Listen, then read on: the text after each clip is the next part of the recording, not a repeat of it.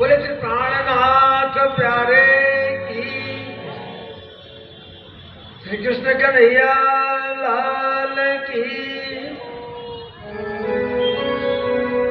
आनंद कंदम प्रभुदेव चंद्रम ब्रजेश रूपेण पुरा पिजातम प्रविश प्राप्तम प्रिय प्राणनाथम परेश पूर्णम सततम नमः। ब्रह्म प्रिया जागरणाय जाता सर्वस्व पाता भव सिंधु त्राता विज्ञान दाता निर्धर्म दाता दीनैक बंधो शरणं प्रपद्ये।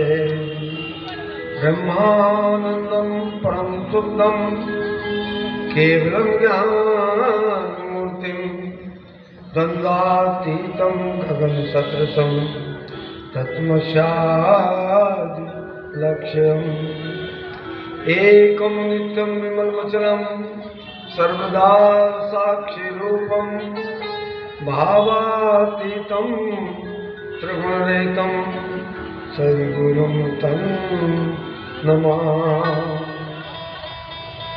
चिदादित्यं किशोरांगं परेशानं विराजितं स्वरूपं सच्चिदानन्दं निर्विकारं सनातनं।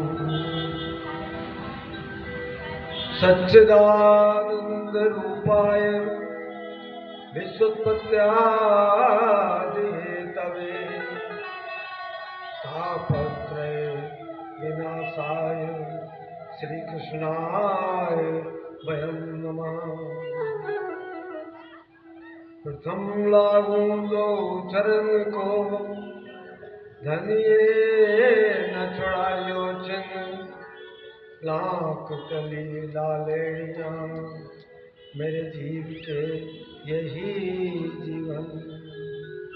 इन पाँव तले पड़ी रहूं धनी नजर खोलो बातूं पल न बालूं निरखूं नेत्रे मेरे जीव के यही जीवन। प्यारे मेरे प्राण के मोहे पर छोड़ो जिनने मैं पाई महर महबूब की मेरे जीव के यही जीवन। मेरे जीव के यही जीवन। बोलिए सच्चिदानंद गुरुदेव की, पूर्ण परमात्मा की, प्राणनाथ प्यारे की। क्या बात है, आप लोग इतने लोग बैठे हैं, आवाज किसी की नहीं आ रही। जयकारा तो बोलना चाहिए ना, बाकी तो सब हम बोल लेंगे, लेकिन इतना तो आप लोग बोलिए। बोलिए कृष्ण कन्हैया लाल की।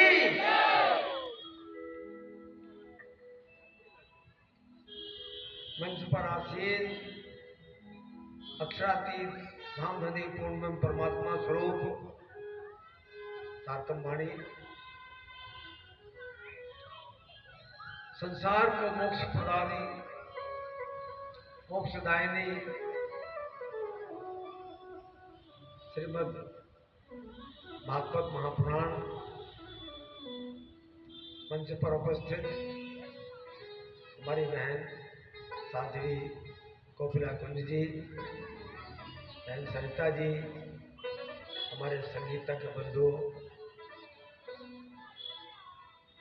प्रभु के लाडले प्यारे प्यारे सुंदर साथी, भाइयों बहनों। अभी मैं कल चर्चा कर रहा था प्रणामी धर्म के संबंध में। बहुत लोगों के अंदर विचार आता है कृष्ण प्रणामी का क्या मतलब है। महाभारत में एक श्लोक आता है, एको अपि कृष्णस्य करता है प्रणाम दशासु मेघस्य वृतेन तुल्य दशासु मेघी पुनरेति जन्म पर कृष्ण प्रणामी न पुनर्भवाय। इस श्लोक का क्या अर्थ है आप तो समझिए। हमारे बीच में बिलानी के महान जी भी उपस्थित है, उनको भी मैं सादर प्रणाम करता हूँ। हमारे पुजारी जी जो पूरे आयोजन के कर्ता धर्ता हैं उनको भी मेरा प्रणाम है। इस श्लोक का अर्थ है एको अपि कृष्ण से करता है प्रणाम दशास मेघस्य भृतेन तुल्या। एक बार कृष्ण को हृदय से प्रणाम करने वाले को 10 अश्वमेध यज्ञ के बराबर पुण्य मिलता है।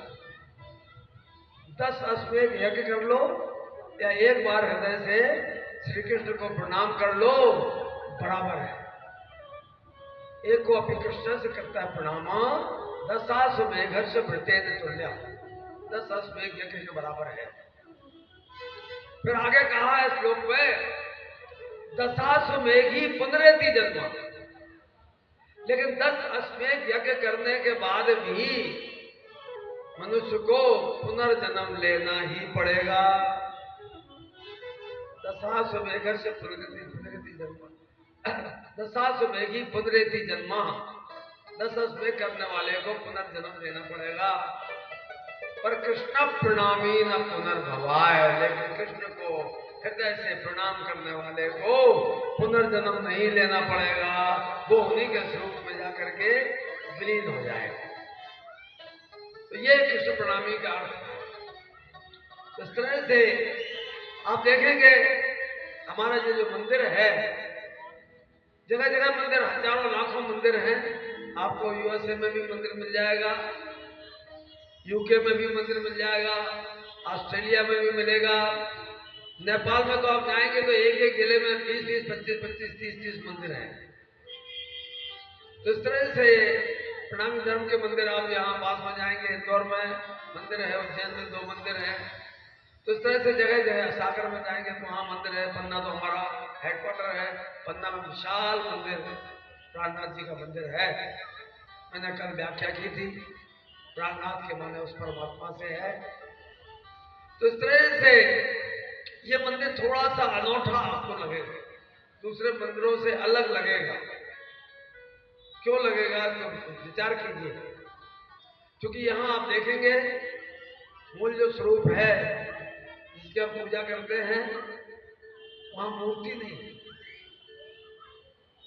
क्या है, कैसी पूजा होती है, मैं आपको बताता हूं।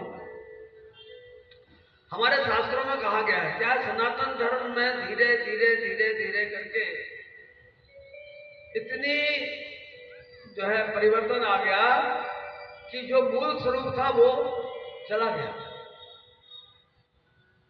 आपको एक छोटी सी कहानी सुनाते हैं, फिर आपको पूरी बात करते हैं।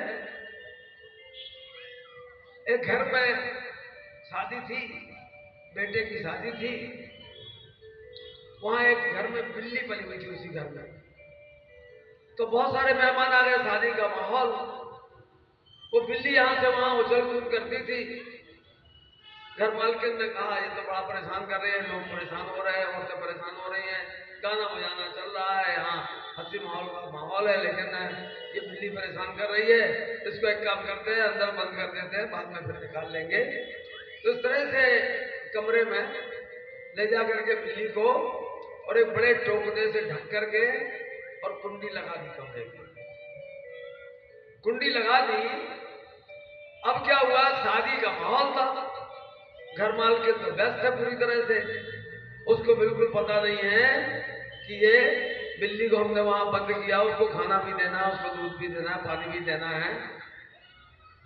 शादी के माहौल में रमी हुई है, उस कमरे की तरफ किसी ने ध्यान भी नहीं दिया। यहां से बारात लड़के की चली गई, बारात चली गई, शादी हो गई। शादी होकर के बहू को लेकर के आई। जब लड़का बहू आए दरवाजे पर, तब वो मालकिन कहती है वो कमरे में मेहर की पूजा होती है, वो कमरे को थोड़ा साफ कर लो। लड़का बहू आ गए, पता लगा बारात आ गई, बारात आ गई, तो ना कमरे को साफ कर लो। तो 8-10 दिन हो गए थे। कमरे की कुंडी खोली, देखा तो वो 2 टोकरे में बंद थी बिल्ली, इतने दिनों से पड़ी थी, मर गई बेचारी। वो मर गई तो मालकिन ने कहा रे भैया, तब तक पता लगा वो लड़का बहू आ गए दरवाजे के ऊपर, उनको द्वारचार करना पड़ता है, उनका पानी उतारना पड़ता, तब बहू भीतर आती है, एकदम से ऐसे तो आती नहीं है। अब दरवाजे पर खड़े हैं, गर्मी के दिन है, मालकिन ने कहा वो उनको रोको, अभी मत आने दो अंदर, अब मैं पहले बिल्ली को फेंक दूं, फिर हाथ मुंह धो करके कपड़े बदल करके फिर जाऊंगी, तब जाकर बहुत अफसोस हुआ उसको, मेरी बिल्ली मर गई, घर की पली हुई बिल्ली थी। तो जो बहू थी उसको एक जगह एक आदमी ले जाकर के छाया में बैठा दिया। अब वो बहू सोचने लगी कि मैं तो अभी अंदर जाने वाली थी, क्या हुआ ऐसा कि मुझे रोक दिया गया, यहाँ बैठा दिया गया है। तो उसके साथ में नाउन रहती है उसकी सहायता करने के लिए।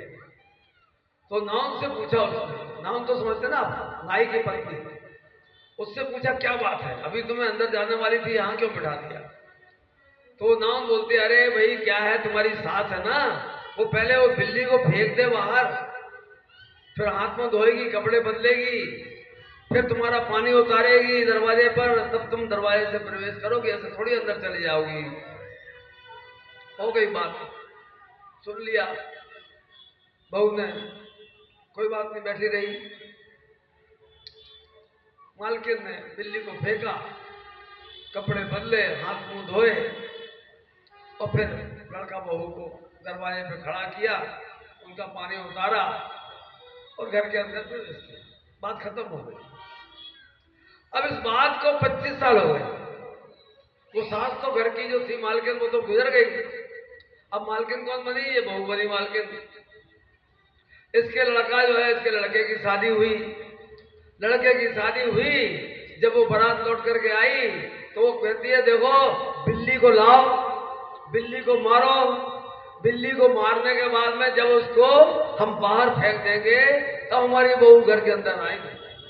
मैं जब मेरी शादी हुई थी, मैं 1 घंटे बैठी रही बाहर, मुझे अंदर आने नहीं दिया, क्योंकि वो साथ में जब तक बिल्ली जो है बाहर फेंक नहीं दी और फिर उसके बाद कपड़े वपड़े बदल करके नहीं आई, तब तक मुझे अंदर नहीं जाने दिया। मेरी बहू अंदर नहीं आएगी जब तक बिल्ली को ला करके मारोगे नहीं, और उसको हम बाहर भी फेंकेंगे कपड़े बदल करके, फिर हम बहू को अपने अंदर लाएंगे।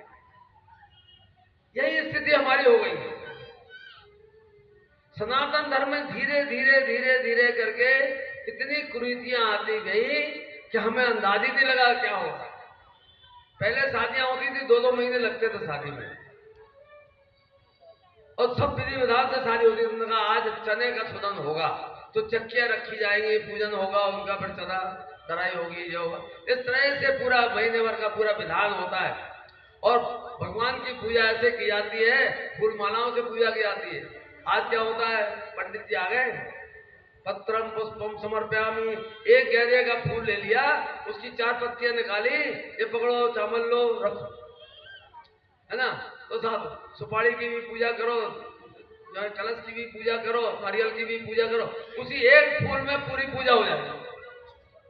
अलग अलग फूल मालाएं नहीं लगेंगी। ये सब धीरे धीरे करके परिवर्तन आता गया। हमारे शास्त्रों में पूजा की विधि लिखी है। पूजा के 3 सोपान कहे गए हैं। सोपान माने सीढ़ी, 3 सीढ़ियां हैं।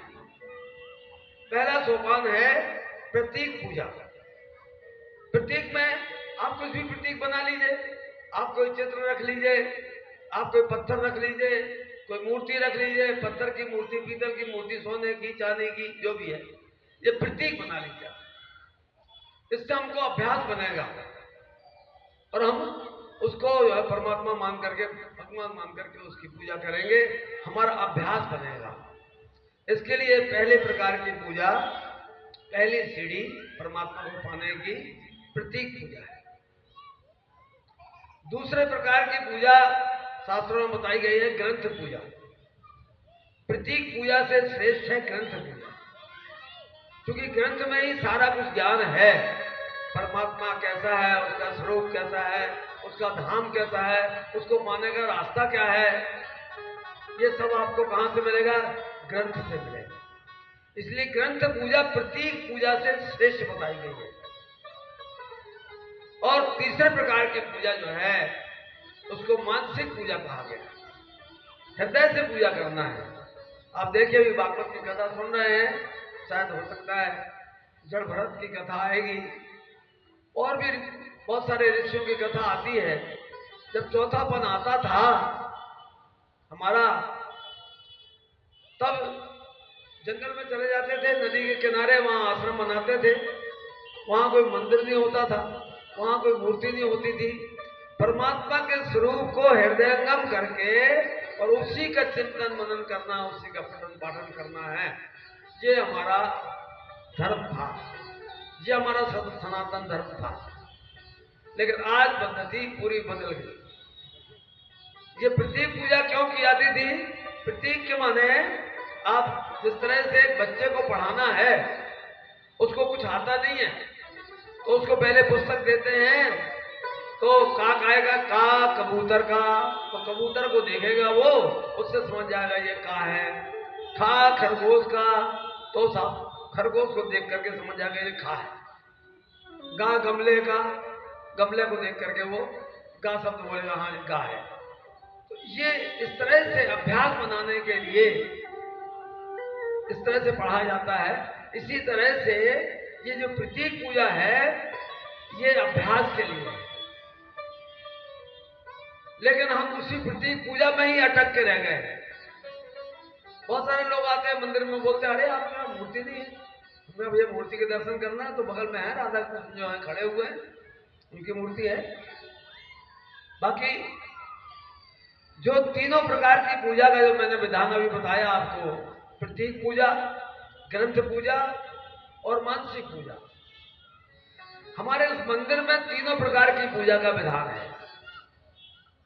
पहले प्रकार की पूजा प्रतीक, तो प्रतीक के रूप में राधा कृष्ण का वांग्मय, उनका श्रृंगार, श्री कृष्ण जी की मुरली रखी हुई है, उनका मुकुट रखा हुआ है, उनके वागे वस्त्र रखे हुए हैं, उनके आभूषण है, राधिका जी का श्रृंगार है। तो जिसको प्रतीक की दृष्टि से देखना है, प्रतीक की पूजा करना है, तो उसके लिए प्रतीक वहां पर राधा कृष्ण का श्रृंगार है, वो प्रतीक पूजा हो। दूसरे प्रकार की पूजा ग्रंथ पूजा, तो ग्रंथ को ही हम परमात्मा मानते हैं।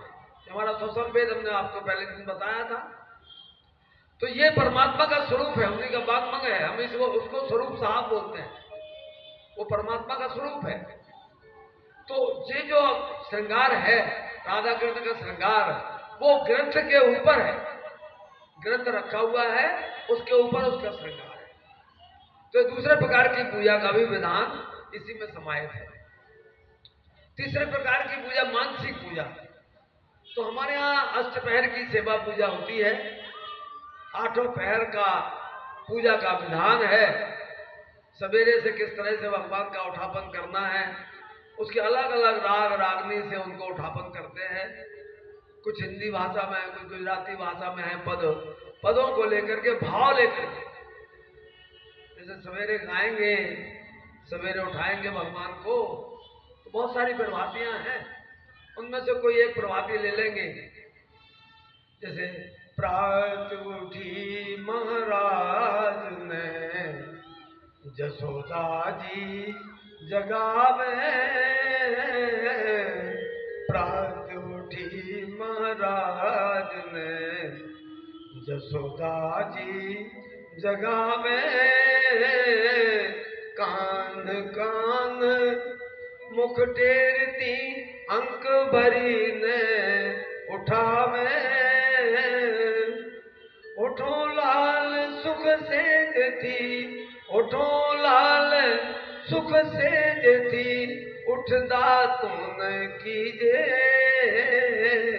इस तरह से भगवान को उठाने का आह्वान करते, जसोदा जी काना काना कहकर उठा रही हैं, ये भाव है, भाव, ये मानसिक पूजा। इस प्रकार से उनको पहले आह्वान करते हैं, फिर बोलते हैं गुजराती भाषा में, आवो जी वाला मारे घेर आवो जी वाला, एक सब राग रागनी से गाते हैं। एक अलड़ी प्रदेश में मुने मुकी ने कहा चालिया, मतलब हे बालाजी, आप हमको अकेले यहाँ छोड़ करके, संसार में इस माया में छोड़ करके कहाँ गए? कल कली ने कहूं छू तुमने आओ जो आने खड़े, हम किलब किलब कर तड़प तड़प के आपसे कह रहे हैं, हे बालाजी आप आश्रम में पधारिए, आइए हमारे घर। तो इस तरह से आह्वान करते हैं, फिर उनकी दंड धावनी होती है, फिर उनका स्नान होता है, सारा मन से होता है। स्नान करवाया नहीं जाता भगवान, मन से स्नान करवाता है। वो जो हमारी भाव था, मैंने बताया ना आपको कि चौथे पद में जब जाकर के नदी के किनारे आश्रम बनाते थे, वहां अपने हृदय में हृदयंगम करते थे परमात्मा के स्वरूप को और उसी का चिंतन करते थे। इसी तरह का भाव ये मानसिक पूजा है। तो ये तीनों प्रकार की पूजा का विधान आपको श्री कृष्ण प्रणवी मंदिर के अंदर आप कहीं भी चले जाए, जहां भी मंदिर होगा वहां पर इसी प्रकार की पूजा का विधान। तो ये थोड़ा सा परिचय मैं देना चाहता था। मैंने कल नाथ जी के बारे में भी बताया था।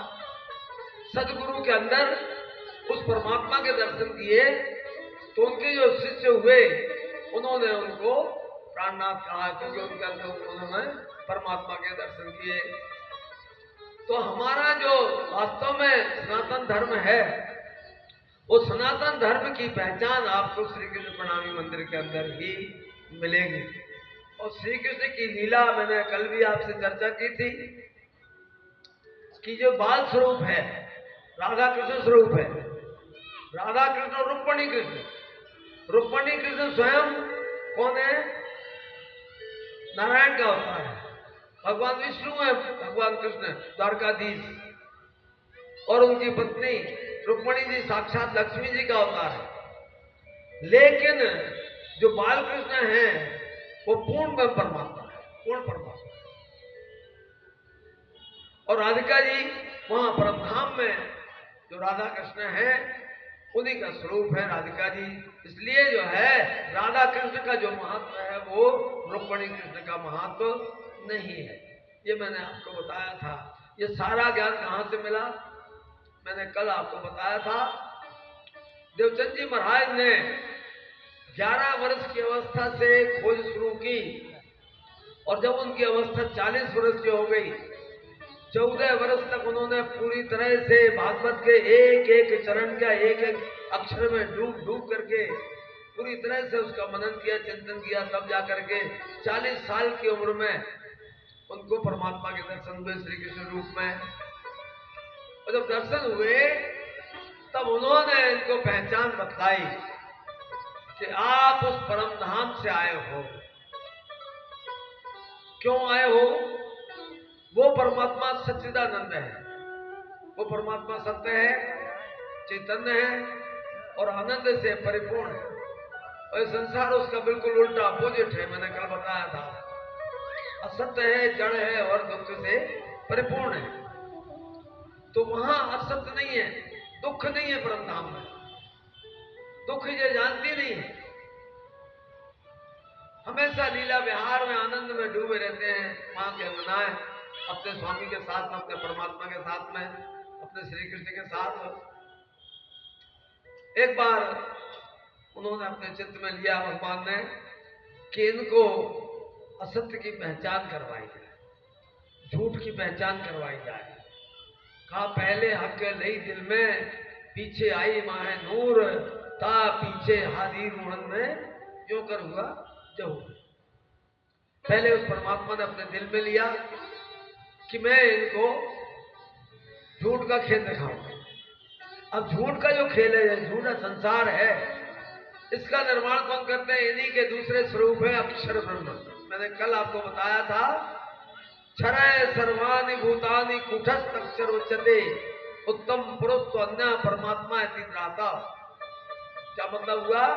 क्षर पुरुष प्रगति। ये संसार जितना आपको दिखाई दे रहा है, 5 तत्वों से बना हुआ संसार, 3 गुण, रजोगुण, तमोगुण, सत्वगुण, 14 लोगों का ब्रह्मांड जिसके अधिपति आदि नारायण है, ये सारा संसार क्षर जगत है। क्षर के माने ही होता है जिसका क्षरण होता है, मिट जाने वाला होता है। ये मिट जाने वाला है, इसलिए इनकी उत्पत्ति का भी वर्णन शास्त्रों में आया है और इनके लय का भी वर्णन शास्त्रों में आया है। तो ये जो उत्पत्ति और लय वाला संसार है, ब्रह्मांड है, इसकी पहचान करवाने के लिए तो ये जो अक्षर ब्रह्म है वो कुटस्थ है, अविनाशी है। वही करोड़ों ब्रह्मांडों की रचना करते हैं। जो हमारा कहना चाहिए शास्त्र जो हमारे बोलते हैं वही बात साइंस भी बोलती है, लेकिन साइंस पीछे चलती है। जब मैं बचपन में पढ़ता था तो मुझे नहीं पढ़ाया गया, लेकिन आज हमारे बच्चों को पढ़ाया जाता है छठवीं सातवीं के बच्चों को पढ़ाया जाता है कि आप जो रात को तारे देखते हैं, आसमान में हजारों लाखों करोड़ों तारे हैं, वो तारे सारे के सारे सूर्य हैं, लेकिन वो इतनी दूर हैं कि उनका प्रकाश हमारे पास तक नहीं पहुंच पाता। जिस तरह से हमारा ये सूर्य है और उसका सौरमंडल है, इसी प्रकार से वो भी सब सूर्य हैं, इस सूर्य से भी बड़े बड़े सूर्य हैं और उनका अपना अपना प्रकाश मंडल है, उनका अपना अपना आकाश मंडल है, करोड़ों सूर्य हैं, लेकिन हम उन तक पहुंच नहीं सकते, बहुत दूर। लेकिन आज साइंस ने इस बात को माना है। अभी से 50 साल पहले तक नहीं मान रही थी इस बात को साइंस, लेकिन आज जब प्रगति की है, साइंस ने खोज की है, तो उनको पता लगा कि ये सब सूर्य है। जिस तरह से ये पृथ्वी ग्रह सूर्य के चक्कर लगाती है, इसी तरह से उसकी भी अपनी पृथ्वियां है, उसके भी अपने मंगल ग्रह हैं, उसके भी अपने शुक्र ग्रह हैं। तो इस तरह से वो अपने सूर्य के चक्कर लगाते हैं। तो इस तरह से करोड़ों ब्रह्मांड है। हमारे शास्त्रों ने तो हजारों साल पहले ये बात कह दी, करोड़ों ब्रह्मांड है, करोड़ों सूर्य है, लेकिन साइंस को आज पता लगा है। तो साइंस तो पीछे पीछे चलती है। तो इन सब करोड़ों ब्रह्मांडों की रचना करने वाले कोटि ब्रह्मांड नजरों में आवे, छिन में देख के पल में उड़ावे, ऐसा वो अक्षर ब्रह्म का काम है। और वो कौन है? उस सच्चिदानंद परमात्मा के सत्य स्वरूप है। वो परमात्मा सत्य है, चैतन्य है और आनंद स्वरूप है। तो सत्य स्वरूप अक्षर ब्रह्म, आनंद स्वरूप उनकी अंगनाएं, जो उनकी सखियां हैं, जिसके साथ परमात्मा विहार करते हैं, वो है। चेतन स्वरूप को सब कुछ पता है, लेकिन ना तो सत्स्वरूप अक्षर ब्रह्म को इन ब्रह्मांगनाओं का पता है, कुछ आनंद अंगनाओं का कुछ पता है, और ना आनंद अंगनाओं को उस अक्षर ब्रह्म के बारे में कोई जानकारी है। जबकि वो अक्षर ब्रह्म हमेशा पूर्ण परमात्मा अक्षरातीत धामनदी श्री कृष्ण के दर्शन करने के लिए आते हैं। वहां ब्रह्मधाम में 9 भौम का रंगमहल है, उसकी तीसरे भौम में लीला होती है सवेरे की। उस समय पर जब ये बैठे होते हैं, वहां पर अक्षर ब्रह्म आते हैं, दर्शन करके प्रणाम करके चले जाते हैं। अब जब परमात्मा ने अपने मन में लिया कि इनको अपना खेल दिखाएं, अक्षर को भी दिखाना था कि इन अंगनाओं के साथ में क्या होता है, और सखियों को भी, उनकी अंगनाओं को भी बताना था कि अक्षर ब्रह्म में क्या लीला करते हैं। तो इस प्रकार से आज परमात्मा ने जब ये अक्षर ब्रह्म के दर्शन करने के लिए आए, उन्होंने थोड़ा सा झांक करके देख लिया। इनको झांक करके देखा तो उनकी जो ब्रह्मांगनाएं वहां पर थी, उन्होंने भी सबने देखा कि दूसरा स्वरूप कौन है, क्योंकि हमने तो दूसरा पुरुष कोई देखे ही नहीं, वो तो पुरुष एक ही है, ये कौन सा पुरुष है? तो वो कहते हैं मत पूछो, ये झूठा संसार बनाते हैं, बड़ी विचित्र वहां की माया है। ऐसी माया है कि वहां अगर आपको भेज देंगे और मैं स्वयं वहां पे आप आकर के उपस्थित होऊंगा, आपको पहचान करवाऊंगा, तो भी आपको हमारी पहचान नहीं हो पाएगी। ऐसा संसार है। तो कहते हैं ऐसा संसार है, ये तो जरूर देखना है। अच्छा, वहां अक्षर ब्रह्म ने जब उनकी ब्रह्मांगनाओं को देखा तो आवाज तो सुनते थे हमेशा कि यहां से घुंघरूं की आवाज आती है, बड़ी मीठी ध्वनि आती है, लेकिन क्या लीला होती है, कैसी लीला करते हैं। तो कहते हैं अक्षर मन उपजे आस, देखो धनी जी को प्रेम विलास। किस तरह का प्रेम विलास वो करते हैं, वो एक बार देखने को मिले। ऐसे अक्षर ब्रह्म के अंदर अक्षर उत्पन्न हुई, और यहाँ गोपिकाओं के अंदर, सखियों के अंदर, उनकी अंगनाओं के अंदर एक अक्षर प्रकट हुई कि अक्षर ब्रह्म का कैसा खेल है, ये खेल देखने को मिले। इसी कारण से ये संसार रचा। अब इस संसार में किस तरह की लीला हुई, इसकी बात हम आगे करेंगे, क्योंकि मैं बहुत थोड़े समय के लिए यहाँ बैठता हूँ। मैं आप लोगों के बीच में ज्यादा देर बाधा बनना नहीं चाहता, लेकिन प्रणामी धर्म की व्याख्या भी करना है, इसलिए थोड़ा सा समय ले लेता हूँ। तो मैं इसके आगे की जो चर्चा है वो बाद में करूंगा। अभी अपनी वाणी को यही विराम दूंगा। आप श्रीमद् भागवत का आनंद लीजिए, उसके रस में डूबिए। कल आपसे फिर मैं बैठूंगा, आपके साथ में चर्चा करूंगा। इन शब्दों के साथ में अपनी वाणी को विराम देता हूँ। आप श्रीमद् भागवत महापुराण का श्रवण करें। बोलिए श्री प्राणनाथ प्यारे की जय हो, कृष्ण कन्हैया लाल की जय हो, धर्म की जय हो, अधर्म का